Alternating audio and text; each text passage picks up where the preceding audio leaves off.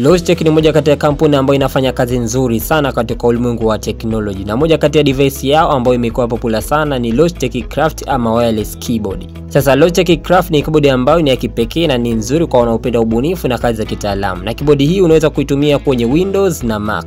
Na inakuja na Type C port, na pia design ya keys zake ni rounded concave shape, lakini pia inakuja na shift technology ambayo unaweza kuconnect ama kupea device tatu kwa wakati mmoja kama wireless mouse zao, kitu ambacho ni kizuri sana. Na inakuja na device yake kuconnect wireless ambayo ni USB receiver, lakini pia unaweza kuitumia Bluetooth kupea kama utaki kutumia USB receiver. Na kitu ambacho ni kizuri zaidi ni crown ama knob. Hili ni duara linalopatikana juu kushoto, na linafanya kazi kulingana na program unayoitumia kama Adobe Photoshop, Premiere Pro, Illustrator na hata Office. Na ni duara ambalo utalitumia kuongeza volume na kupunguza. Kwa kweli ni keyboard ambayo ni chaguo bora kwa content creator na hata mtu ambaye anafanya kazi za multitasking. Hii itamfaa sana.